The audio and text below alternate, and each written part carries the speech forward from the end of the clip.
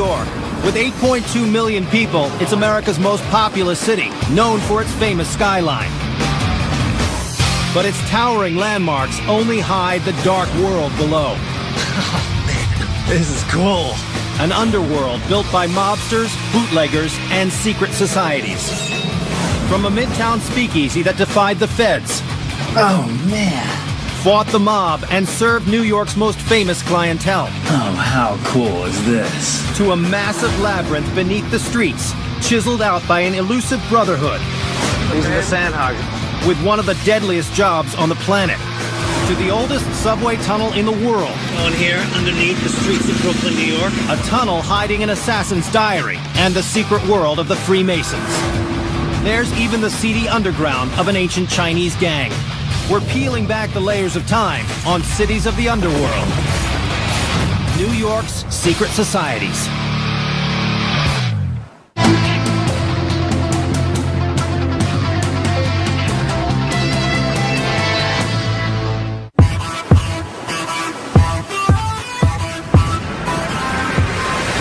I'm Don Wildman. I'm in New York City.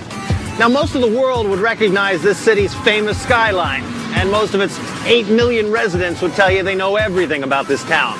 But the fact is, the foundations of New York were laid by secret societies. To this day, there's an elusive brotherhood who dig billion-dollar tunnels beneath this entire city. But it goes back even further, to immigrant enclaves, to Chinese gangs, and to the mob. Even America's most famous and most powerful secret society, the Freemasons, laid the foundations of revolution and the birth of a nation right here in New York. Now, for many people, New York is just the greatest city in the world. But there's a flip side to the metropolis everyone thinks they know. And it's one few have seen before. From the mid-1800s on, the Big Apple built its massive underworld. Nearly 1,000 miles of subway lines, 6,437 miles of sewers, and over a dozen transport tunnels running under its rivers. Within that complex web are 17th century forts, smugglers' tunnels, and dens of vice. An unseen subterranean maze beneath one of the world's most important cities. In the roaring 1920s, a different kind of underworld emerged. No town partied like New York City, from its exclusive downtown restaurants to its uptown jazz clubs. The only problem was, most of it was illegal. In January 1920, the federal ban on alcohol took effect. Prohibition put the nation's bars and saloons out of business, but the ban only sent the highly lucrative booze business underground. In just 5 years, up to 100,000 speakeasies opened all over the city, most owned and operated by the mob. Midtown Manhattan became the secret gathering spot for New York's high society to get a drink. This is 52nd Street in Manhattan. Today it's Rockefeller Center. But back in the days of Prohibition, this was one speakeasy after another. Swing Street, they call it, or the wettest street in New York. Today there's one last speakeasy remaining, the famous 21. And I'm meeting a guy who's taking me inside. By the 1930s, the stretch of West 52nd Street between 5th and 6th Avenues was home to over 30 speakeasies. But the swanky 21 Club stood out from the crowd.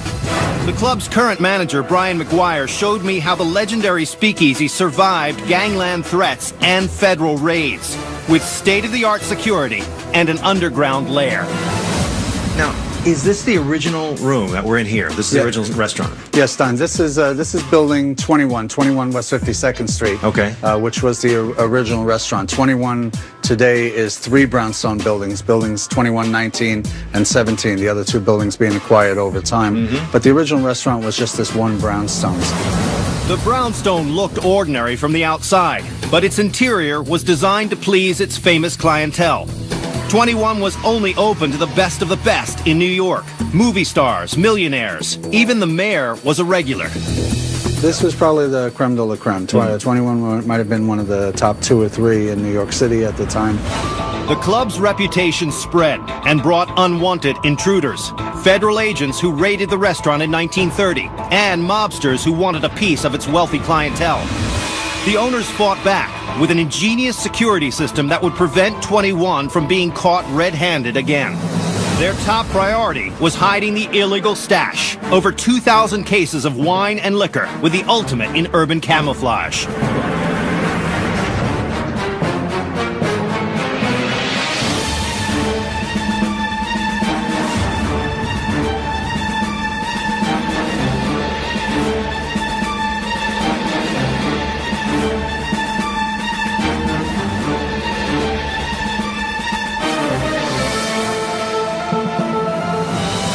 This is the wine cellar here? Well, the wine cellar is here, if you can find it. It's an alcove.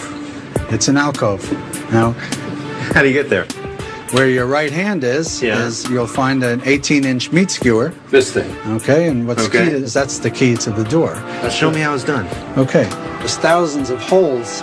They found the right hole, and the click you just heard was the lock on a 4,000-pound door. This is 4,000 pounds? 4,000 pounds, because it's part of the foundation wall.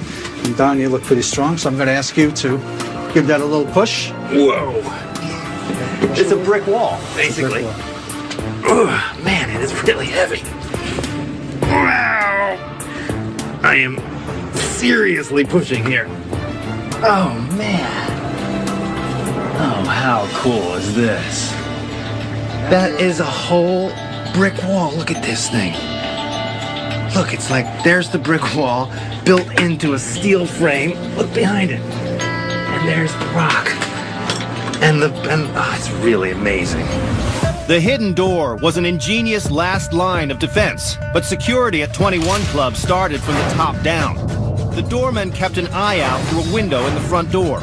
If he saw federal agents, he hit an alarm buzzer. The patrons would down their drinks while the bartender pressed a second button. This triggered fold-away shelves on the bar to tip backwards into the walls, dumping all the liquor bottles and glasses. Within the walls, everything fell down pre-built shafts that fed directly into New York's massive sewer system.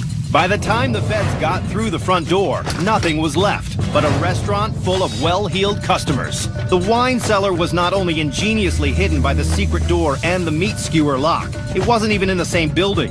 In 1930, 21 didn't span all three buildings as it does today. So when federal agents searched its lowest levels looking for secret compartments, they never suspected that they'd been built into the neighboring basement. Look at this door. It is a relic of a time the stakes were high. I mean, Prohibition was the source of corruption, murder, mayhem in this country. And for them, for the owners of this establishment, 21, this door prevented the worst possible disaster. That the federal government finds out that you have this, a wine cellar, booze of this caliber. I mean, look at it. It's amazing. It's a treasure now.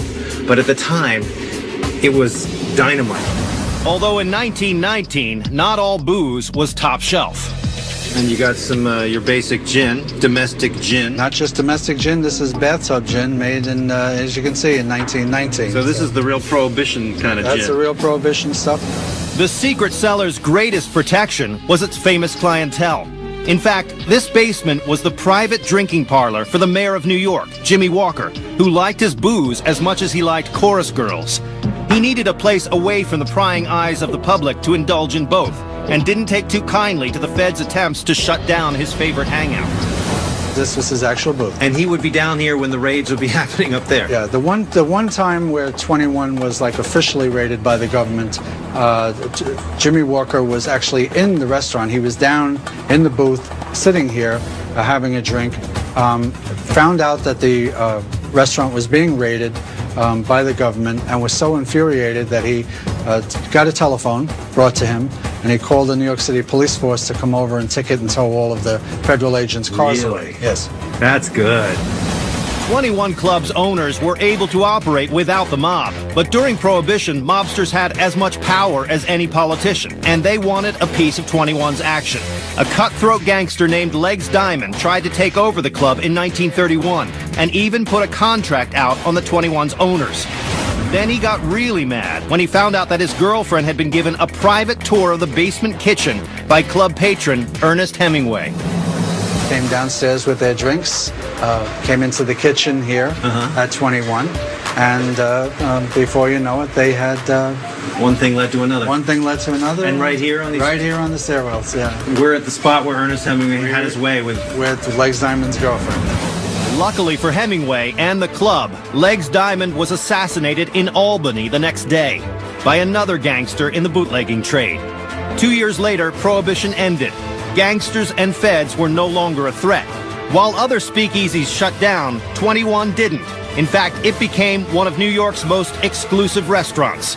Its hidden wine cellar transformed it into one of the elite wine collections in the city. To this day, 21 Secrets are the very reason it survived. Up next, These are the Sandhogs, huh? a New York secret society gave our cameras a rare look into their dangerous world, 400 feet below the streets.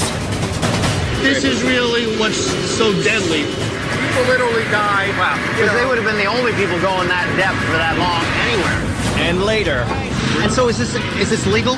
beneath this busy street, the world's oldest subway station still hides an assassin's diary and a link to the city's most famous secret society, the Freemasons. This whole tunnel of the Freemasons, the proof of their involvement in creating our biggest city. In 1626, a Dutchman bought the island of Manhattan from Native Americans for $24. Today, it would cost more than $8 billion.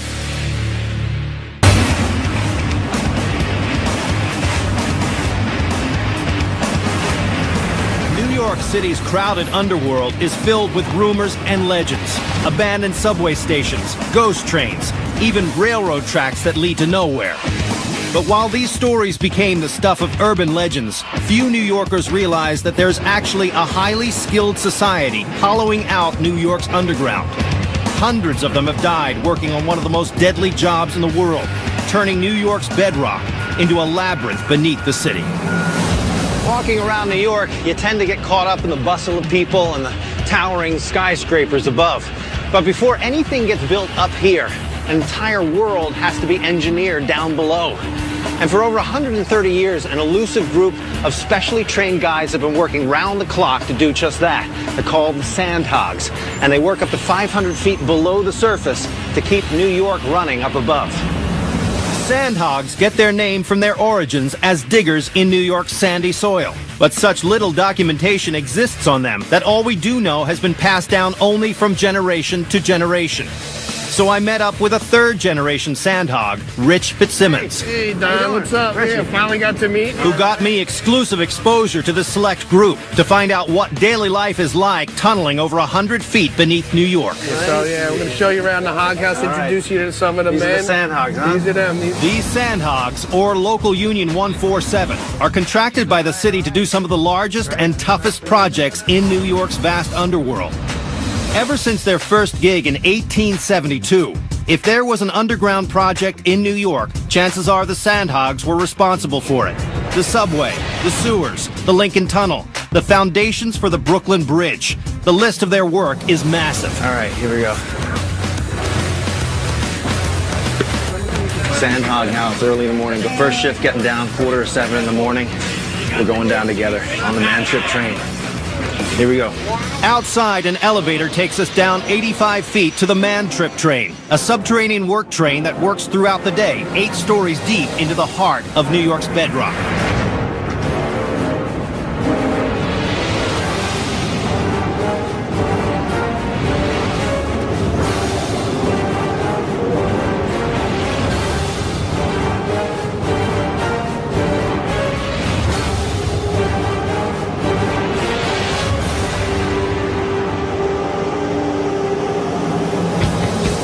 The tunnel is so far below the surface, it actually runs beneath the East River.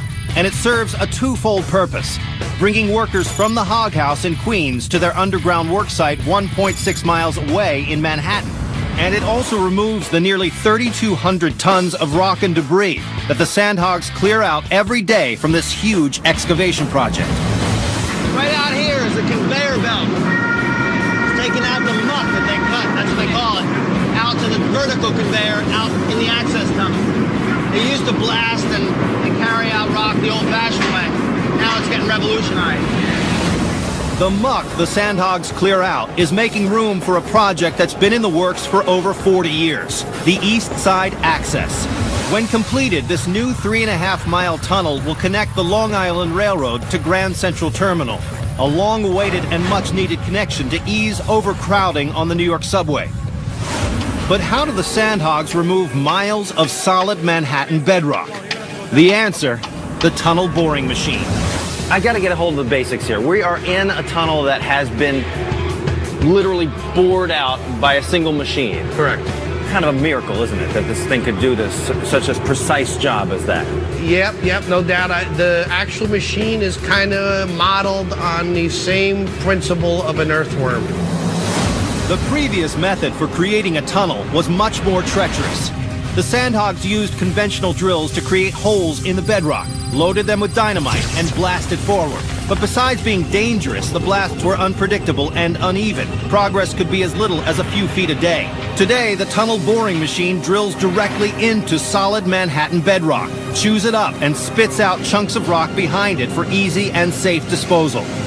Progress has skyrocketed, averaging nearly 50 feet per day. Look at this wall. I mean, it looks like it's been finished off with concrete. This is actually, that's the rock. This is what's been bored through. Manhattan bedrock is notoriously unpredictable. The depth of the bedrock from the surface changes throughout Manhattan. To make sure they have consistent and stable tunnels, East Side Access is dug 140 feet deep. But boring through bedrock is only step one. Sandhogs have to remove tons of debris, secure the tunnel against collapse, and run utility and waste lines, literally creating the tunnel as the machine digs. And these are Sandhogs, too. These are all Sandhogs, yeah. They got a shovel in their hand, they're Sandhogs. And if they got a shovel in their hand and they're not, they're in trouble.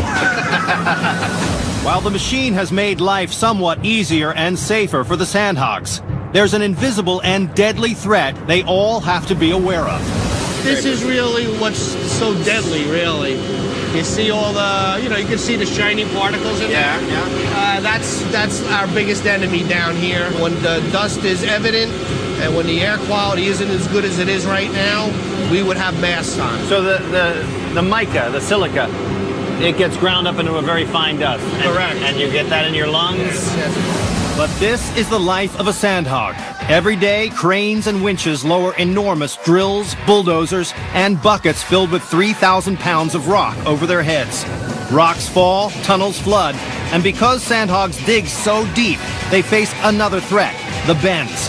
During their first project laying the foundations of the Brooklyn Bridge, 27 Sandhogs died digging under the East River. People literally died, and it was undocumented because back in 1883, even New York City hospitals and the records department in the city itself wasn't that great. Wow, because they would have been the only people going that depth for that long anywhere. And accidents are common. In 1982, 2 train cars broke loose and traveled unmanned down a steep slope. The Sandhogs couldn't hear them coming because of the loud drilling. One man was pinned against a wall by the car, and another had to have his foot sawed off with a pocket knife to escape. We're basically sight unseen, not like a bridge builder, not like a guy doing sidewalks or doing a Trump Towers. Some people do say we're a guarded, a secret society, a secret subculture. But you're a positive force in society. Well, we want to keep New York City a competitive city. We want to go be more competitive into the 21st and 22nd century. We can't have any other city outshining New York, you know that. Up next, long before the Sandhogs first made their mark in New York's underworld, another secret society was building the Big Apple from the bottom up. So you go past here, what do you find? A station platform from 1844. And later, a secret lair from a time when the gangs of New York ruled the streets. But probably the main thing that they fought was with hatchets. Guns were expensive, but hatchets weren't. This is bloody. And So they drag the bodies right through Drag the bodies right through here. Did a secret society inspire our founding fathers? Log on to history.com/cities for our web series, The Naked Underground.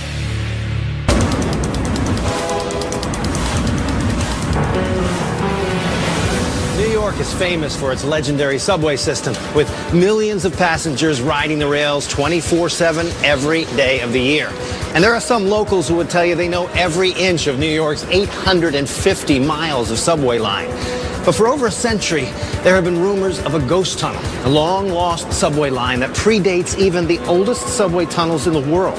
And that's how it remained, lost and forgotten, until a gutsy group of urban explorers finally found the holy grail of New York City's underworld.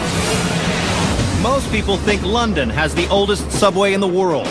But New York actually opened the first subway tunnel almost 20 years before London's underground went public. The tunnel runs 30 feet beneath Brooklyn's Atlantic Avenue. But it's much more than a relic of old New York. The tunnel is filled with legends. Here, bootleggers stashed their moonshine. An assassin hid his long-lost diary. And the country's most famous secret society, the Freemasons, laid the foundations of the world's oldest subway station. Since building a train tunnel in 1844 underground was a huge project that took money and political clout, the Freemasons were the only ones who could pull it off.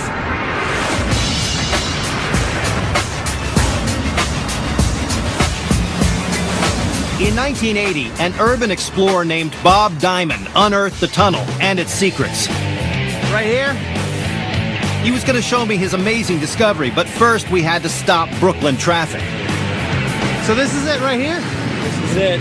Cool. Yeah, that's the way in. All right, how are we going to get this open? Okay, what we're going to do is I'm going to go and open this up. I'm going to pry this open a little bit from this end. Okay, and I just Then slip you're that gonna, in? yeah, you're going to take this hook, get it underneath, and then pass it back to me. Okay. All right.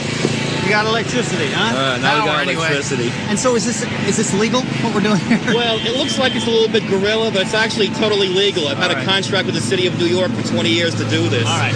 Follow you down? Okay, yeah, follow me in. Let's go. Going here underneath the streets of Brooklyn, New York, into the oldest subway tunnel in the world. How cool is that?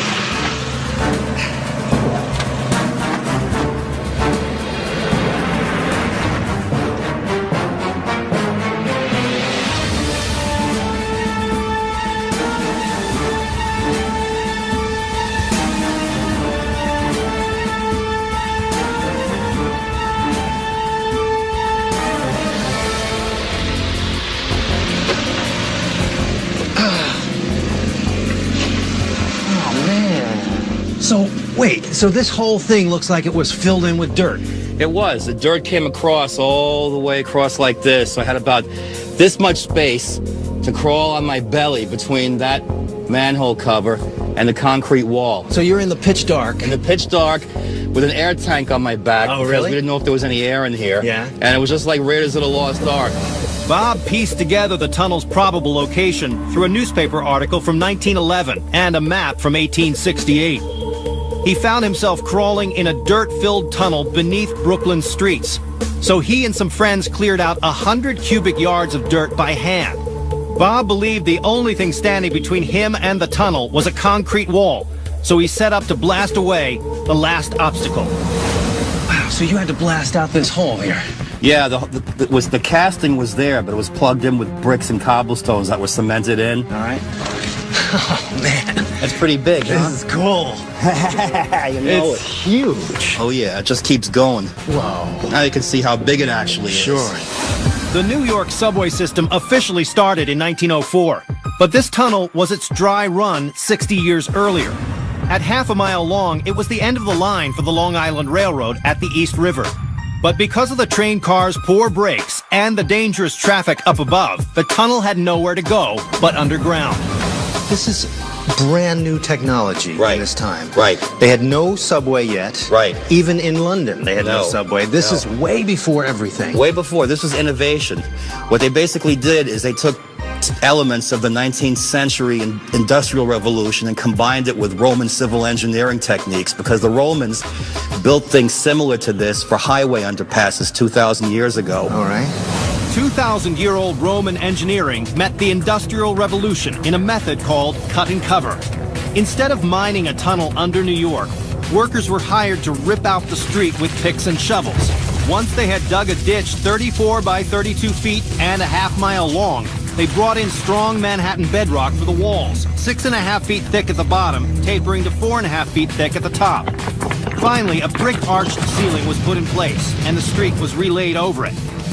Today, the construction is so strong, the brick's strength not only supports the streets, cars, and trucks above, it could hold 6 times that and not collapse. How do you build a tunnel like this before they'd ever done this? Well, you need to have the right people involved. First, we had Cornelius Vanderbilt, who was in charge of the construction. Right. Then you had a crew of 900 Irish laborers, which were more effective than steam shovels. And, of course, you couldn't do anything in New York State without the Freemasons back then. They ran everything. The secretive Freemasons have long been linked to the founding of our country. George Washington and Ben Franklin were both Masons. From military forts to federal buildings, even the design of our nation's capital, Freemasons controlled the planning and building of our nation's infrastructure. In fact, New York's governor in the early 1800s, DeWitt Clinton, was a Grand Master of the Freemasons, and he was influential in starting projects like the Erie Canal and New York's Board of Education. Top New York City officials and engineers were also Masons, and they played an important role in getting this groundbreaking project to become reality. For example, the person who took over the Federalist Party and the Freemasons after DeWitt Clinton died was Rufus King, who was a signer to the U.S. Constitution. His son, John A. King, was the person who got the idea to build the Long Island Railroad to connect New York with Boston. In 1859, corruption brought the whole project down. A greedy real estate developer had the tunnel declared a public nuisance, which allowed him to collect money from surrounding landowners to pay for its demolition. But instead of destroying it, he simply put up 2 walls, one at each end, pocketing the rest of the money, nearly $130,000, the equivalent of $3 million today. So where we came in, that filled-in part, that's where he plugged up that end. Correct. And behind here is where he plugged up this end. Correct. So I'm pushing on New York City real estate corruption right here. You got it right in the palm of your hands. For 150 years, it was the breeding ground for all sorts of scandalous tales.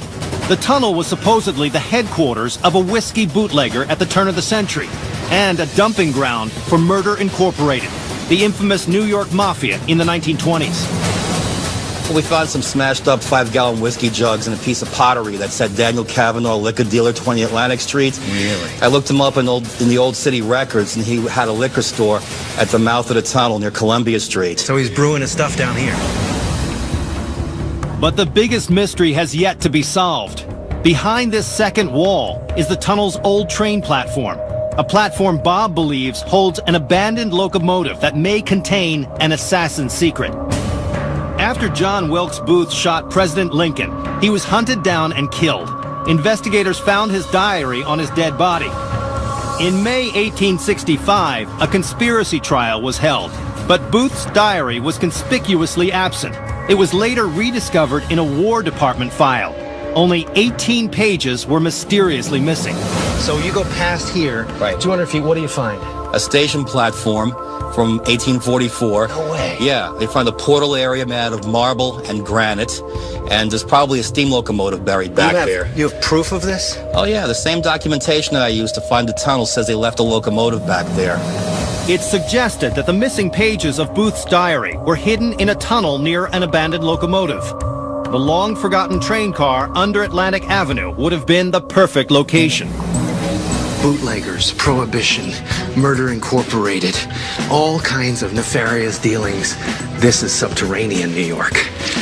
Really, this rubble is the building blocks of New York, this whole tunnel of the Freemasons, the proof of their involvement in creating our biggest city. Never mind our whole country. They could get together, create something that had never been tried before, a subway underneath the streets of New York. And this is what goes on to inspire bigger and better and greater projects down the road. Up next, an underworld beneath the streets of Chinatown, seedy vice dens, secret escape tunnels, and a battleground for bloody turf wars. So this is it here? Yeah, this is it. This is the Chinatown Tunnel. It's where all the gangs used to meet people. And later, after 9/11, security in the skies over New York was never the same. But 150 years earlier, threat of attack came from the sea. New York City has 722 miles of subway track, over 6,374 miles of streets, and 6,400 miles of sidewalks.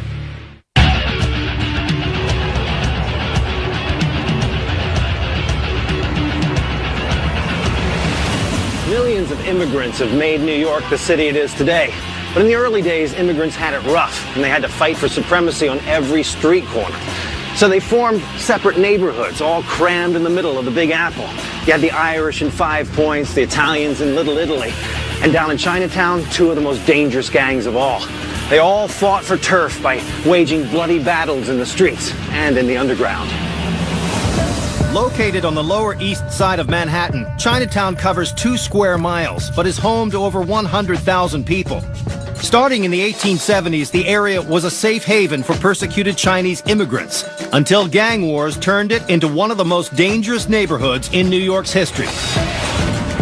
Art Zuckerman is an expert on Chinatown and took me into its dark underworld. I'm good. Welcome to Chinatown. Thank you. So this is dead center Chinatown, This right? this is really old Chinatown. This is as old as you're going to get. Oh, okay. Chinatown has expanded dramatically, but this is really the oldest part of Chinatown. And you can imagine going back to the 1870s to early 1900s, there were opium dens here, there were gambling casinos, there was prostitution, there was an incredible amount of things. A lot of that was underground here. All of it is underground because they really had to be hidden from the police. In the late 1800s, Chinatown was a haven for businesses of vice and a center of power for Chinese gangs.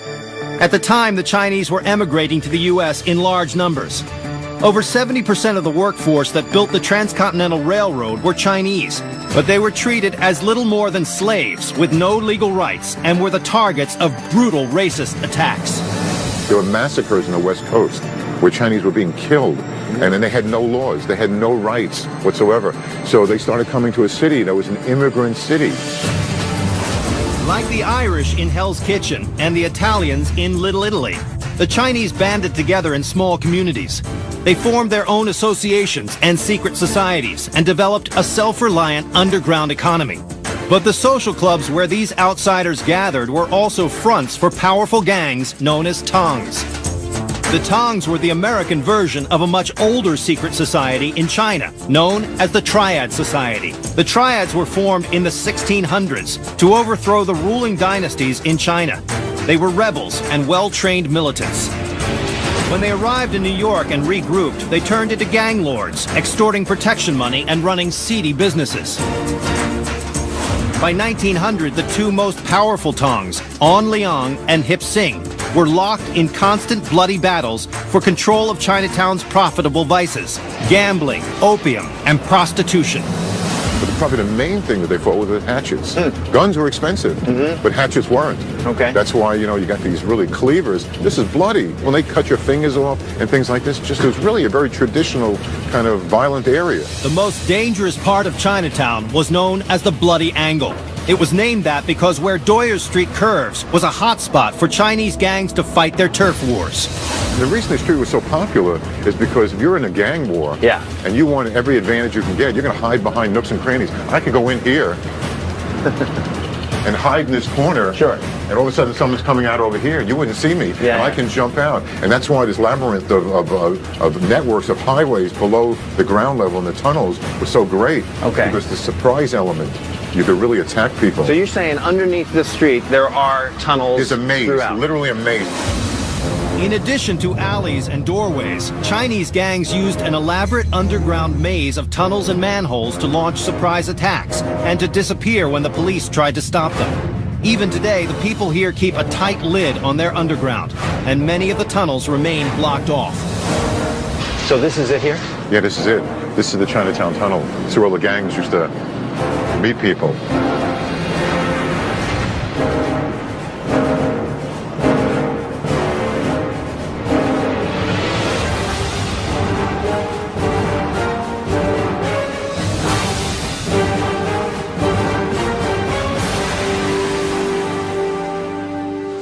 So what would it have looked like at that time? Well, it'd probably be a lot seedier, wooden, dark, maybe kerosene lamps over here. Okay. So really pretty treacherous looking. So this has been all refitted to a modern use now, but all these doors and everything, suggest that there's more tunnels around here. Oh, there is. Behind every door here, there's a whole labyrinth of tunnels that go in here.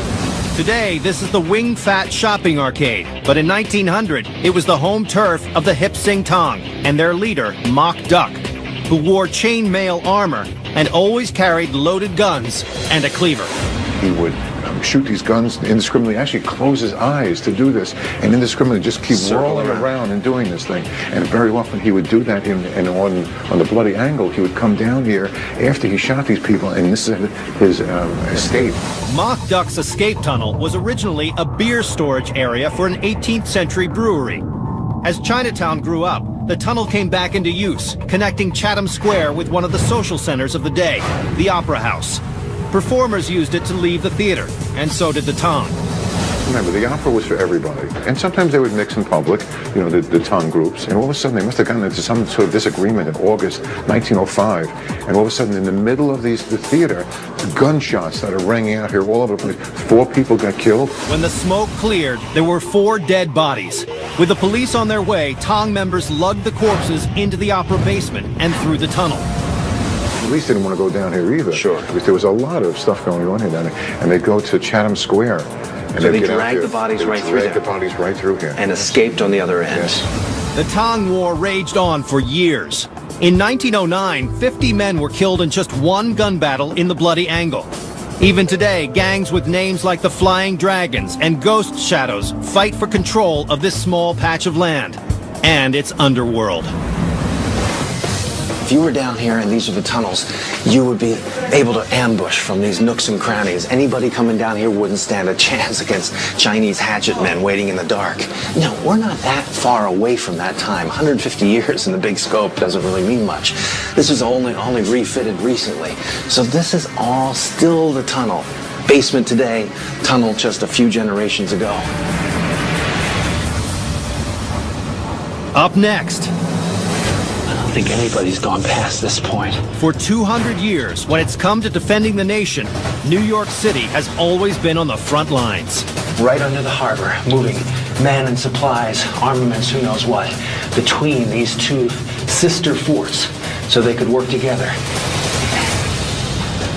Gennaro Lombardi opened the first U.S. pizzeria in 1895 in New York. Today, Americans consume nearly 350 slices per second.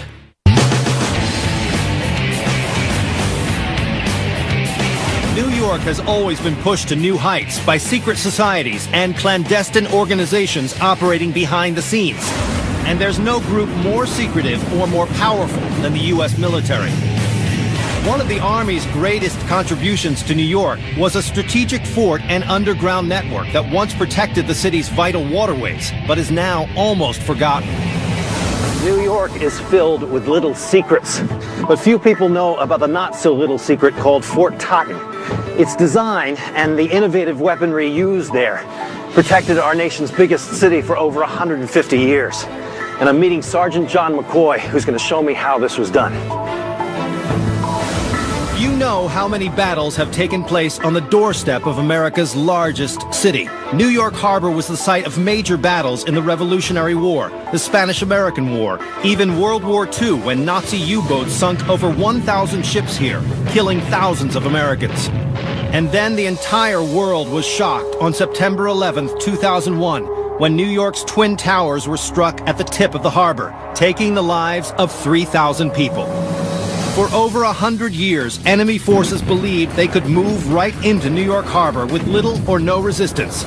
But with a design put in place by military leaders during the Civil War, the harbor forts have been able to keep any boat from ever getting too close to the city. And Fort Totten has been right at the front lines. I got special permission to explore Fort Totten's underbelly. Welcome to Fort Totten. Thank you. Park Ranger John McCoy was going to take me through it. Fort Totten is perfectly positioned to guard Manhattan from an ocean assault.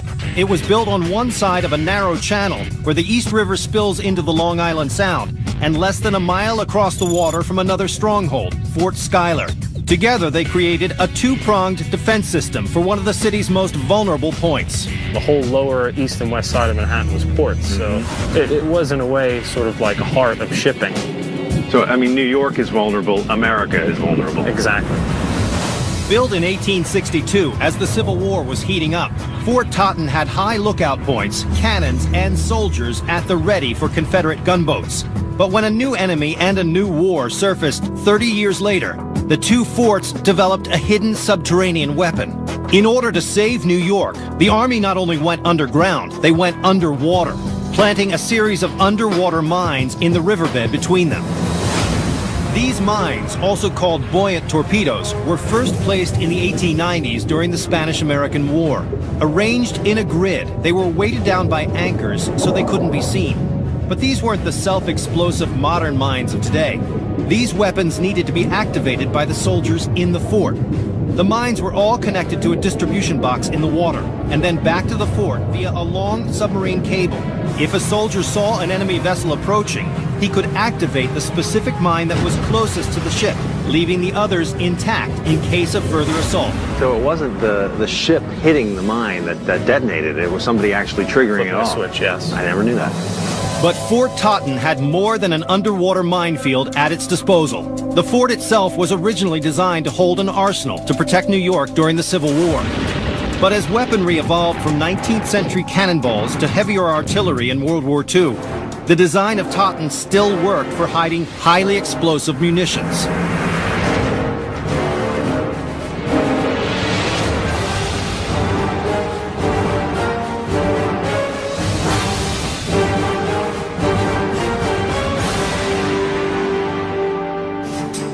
Wow, look at this old door.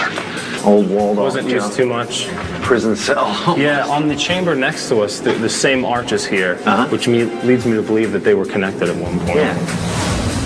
Fort Totten is spread over 49 acres and consists of 70 rooms, including weapon magazines, holding cells, and bunkers.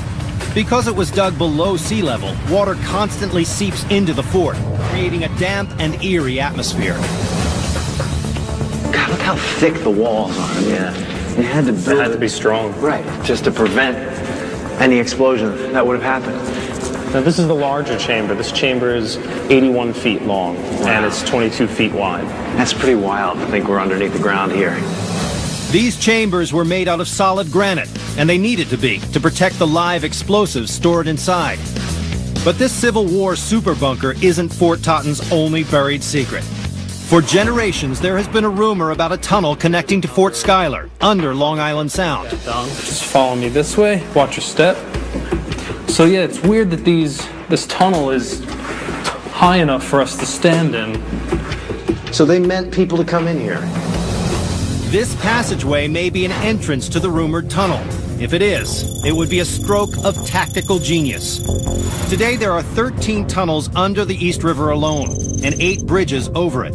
But before 1883, when the Brooklyn Bridge first opened, the only way to get across or communicate with the other side was by boat.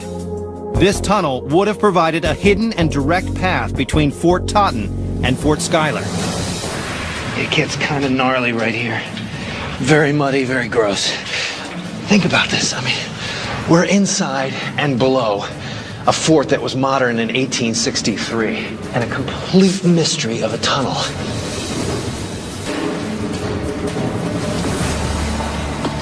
All right, this is where it really starts to get treacherous and low. I don't think anybody's gone past this point, but we can go a little bit further. Can't really get any further down here.